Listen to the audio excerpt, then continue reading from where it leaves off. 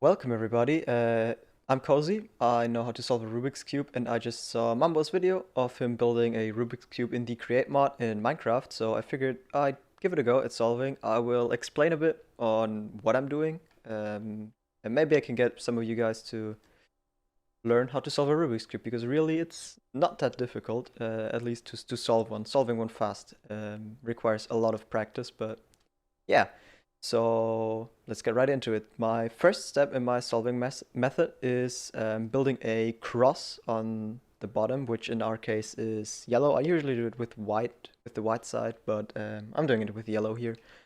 So I'm gonna take a look there. We already found a edge, so we're looking for yellow edge pieces, and they always have a secondary color attached to them. But for the first one here, we don't really have to worry about that. We're gonna drop this one down. And this is our yellow and orange edge. So we're going to look for further edges. These are corners, so we're not interested in them just yet. Here is my yellow and red edge, and I want them, so orange always comes opposite of red, and I want them, the secondary colors, to be in the same orientation, basically. So instead of just dropping this edge down here, I will first want to rotate this way, yes. And then we can drop down our red and yellow edge piece, and now we have the red and yellow edge piece here, opposite of the orange and yellow edge piece. Something I saw already is that the color scheme is messed up. So usually if you have the white side facing up, so in our case this is the white center, here, it would go green, red, blue, orange, and in our case it goes, or in Mumbo's case, basically it goes green, orange, blue, red. So it shouldn't matter too much. It's just a bit confusing, but we'll figure it out. So here I already spotted our next edge. This is the blue and yellow edge. So here's where that comes in already. We want the bottom side rotated the other way, so we're gonna have to click it 2 more times. There we go, and now we can drop down this side again and have our yellow piece in here, or our yellow edge again. And now we're looking obviously for the last yellow, which is here, yellow edge, and already perfectly oriented, so we can just drop it down and align our cross so that these colors here, our secondary colors on our edges, match up with their respective centerpieces. Because no matter which face you turn on the cube, at least for single faces that goes, the centers always stay where they are. So these centers never move. And when I'm referring to a side, I'm basically always referring to a center. So this is, I know all the pieces over here are gonna have to be orange at some point. And yeah, that's what I'm doing now, aligning the cross, which this was the wrong direction. Click it 2 more times, and now as you can see, we have a cross down here. So all these edge pieces down here are yellow, and their secondary colors are on this correct side here. So green is on green, red is on red, blue on blue, and then obviously orange is on orange. The next step in my solving method is F2L. It's called F2L. It's short for first 2 layers, which that basically means is I'm gonna build the first 2 layers of the cube, that only my top layer here is gonna be jumbled up. So I'm looking for edges, corners, yellow corners, which I have found one here already.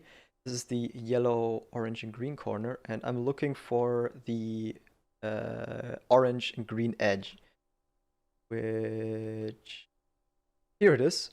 And oh, that's lucky. This is a very easy F2L case. It's called a 3 mover because it literally only takes 3 moves to insert into this slot right here, already above the where it needs to go. So this edge here, because it is yellow, green, and orange, we know it has to go down here because, well, the bottom layer is layer is yellow. This side here is green, and this side here is orange. So this corner basically just needs to drop down here. And we save a few steps with F2L, so we just insert the edge, the corner above it. No, the edge above it as well. So we can turn this side up here. As you can see, now we have the green and the green of both the corner and the edge attached. The same goes for orange. Then we just need to rotate this clockwise, counterclockwise.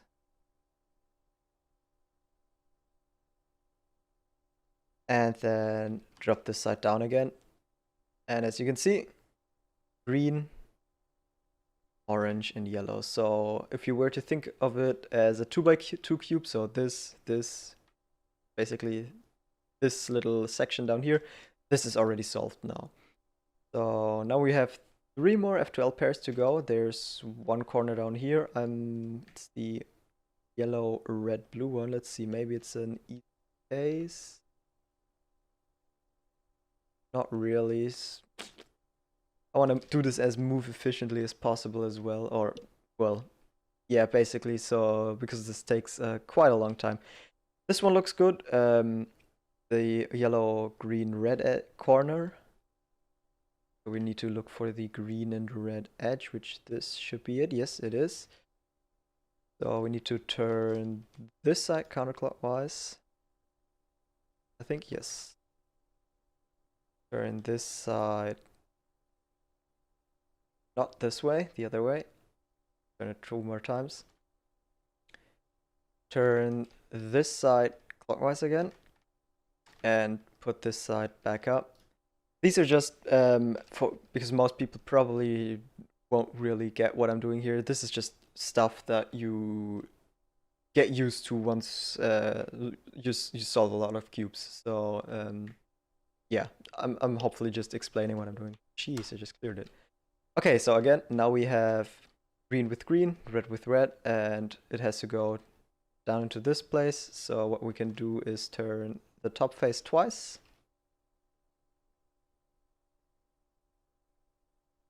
And flip this up. Turn our pair into this. It's wrong. And now drop this down again. And as you can see, if we think about this as a 2x2 again, this entire thing here is solved. So actually, we have a 2x3 solved now, as we have this 2x2 section over here solved as well.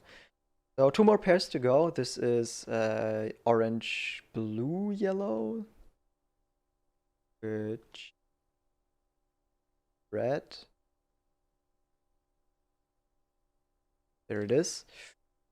Yeah, we can do this.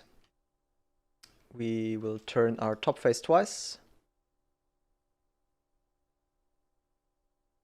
Drop this side over here. Turn our top face twice again. Now we have them paired up again, as you can see, blue with blue, orange with orange. Turn it this way. Yes. Now we can turn our top face again. Put this side up.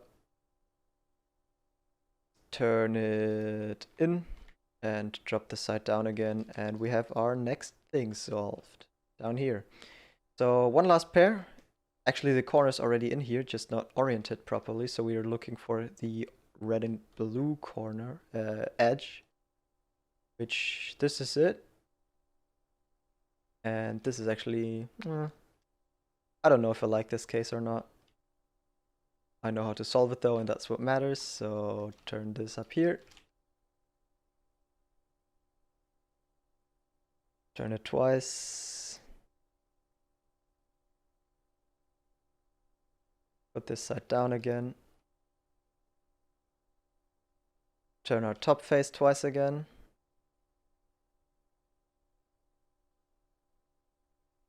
And now we have basically set it up to a 3-mover. Maybe if you remember our first pair, which was over here, this corner and this edge, only required 3 moves. It's the exact same thing now. We just set it up into a 3-mover basically. So we need to turn this side once.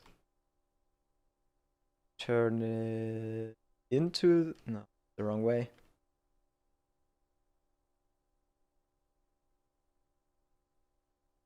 And turn this side down again. So now if you can see, ignoring the top layer, our first two layers, which is the step we just did, F2L, are now completely solved. As you can see, yellow still done. And yeah, so for the last step, it's called, well, it's two steps. It's first we need to do OLL, which stands for orienting or orientation of the last layer. There's no really an intuitive way of how you can know how to do this. These are just algorithms. So if you know full OLL, so there's after F2L, there's I think 61 or 62 possible states your top phase can be in. And there are algorithms for flipping all of these. So if you were to imagine we want to solve the white side, we have these three pieces already correct. So we basically just need to flip the remaining one. So flip this edge, flip this corner, or twist this corner. So the white sticker is up here. Same with this, twisted, so it's up here, and same with here, twisted like this. I do not know all of these. This specific one, I do know. I do have a cube in front of me, and I'm gonna do the moves for this, I think. Because, yeah, okay. Let me think a bit. Alright, so I just went ahead and did the algorithm on my OnCube, and I hopefully remembered the steps correctly. So for this case, we need to be facing, or have the cube oriented in this way. Now this is gonna be interesting. Okay, let's see. Turn this side up, and this obviously, as I said already, is gonna be, oh, this is correct. It's basically wizardry. I don't understand how this stuff works either, so the wrong, no, that's correct. Yeah, I don't understand how these algorithms are working. I just have them in my memory and I can execute them very, very fast. ARP. Yes, that's correct. Now we need to turn this side over here. Turn this side twice.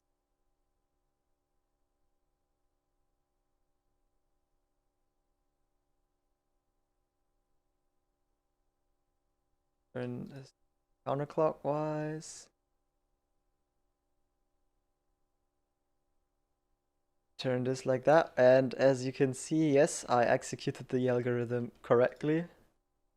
Yes, beautiful. So now again, we have just oriented the last layers, so all our white stickers are basically facing up now. And the last step that we have to do is called PLL. It's permuting the last layer. As you can see, even though our layer up here seems to be solved, there are still the corners and edges aren't in the right places, basically. So this one is solved. The white, blue, and red corner is solved, but next to it we have the white and orange edge, which isn't solved. This should be over here. And these are just algorithms. Again, there's no real intuitive way of understanding these. And let me see. This seems to be a J-perm. I think, I hope. Hold on, this is really difficult actually.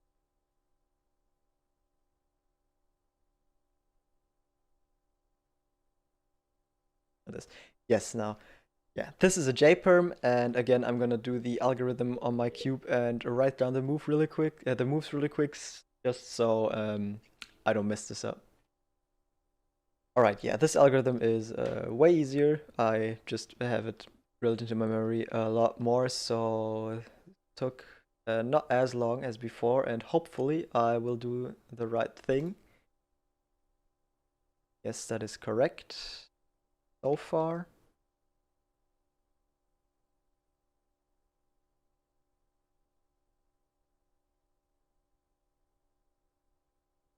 Uh, this prime.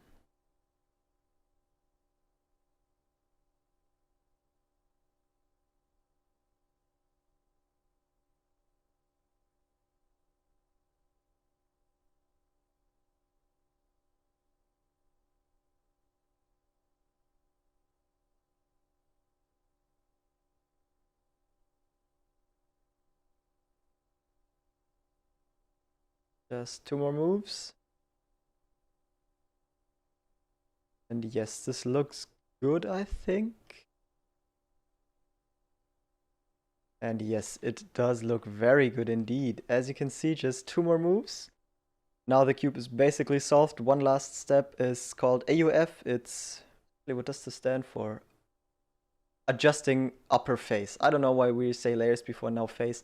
Whatever, adjusting upper face. It's 1 or 2 moves, and that's just rotating the top face that we just solved. As you can see, hopefully everybody can figure out what this move is, no matter your level of previous Rubik's Cube experience.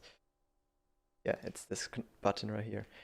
And yeah, there you go. This is the Rubik's Cube solved. Thank you, Mumbo, for building this. It was very fun. Yeah, if you have any more questions, you can leave them down below. And I hope you enjoyed this. Maybe some of you will get into the Rubik's Cube because of this, or just, yeah, try to solve one on your own. So I've actually gone ahead and gotten the scramble that Mumbo used on his cube, and I happen to have a smart cube which I can connect to my phone, so you guys can see whatever I'm doing on my cube actually at home. I'm now gonna actually solve the scramble Mumbo did on an actual cube and see what time I get. I haven't scrambled it yet, and I don't really remember the scramble from what I just did, and I'm gonna do a completely different solution. So I hope this is gonna be fun. I did swap around the here orange and red side, because obviously Mumbo swapped those around here. That's the point I was making. As you can see, it goes with white up, goes green, red, blue, and then orange. And Mumbo had those swapped around. So every piece that was red on Mumbo's cube is orange on mine, and vice versa. So yeah, I'm gonna scramble it up and see what I get.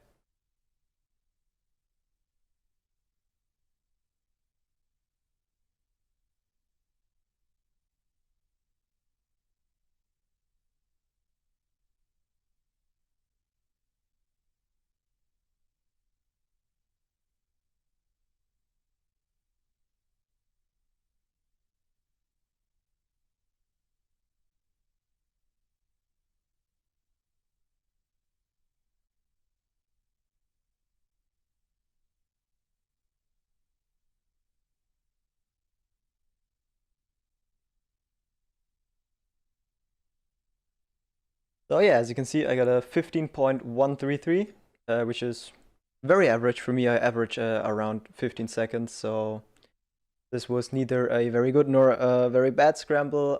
Here again, the parts I was talking about: C, F, O, P, C, cross, F, F to L, O is OLL, and P is PLL.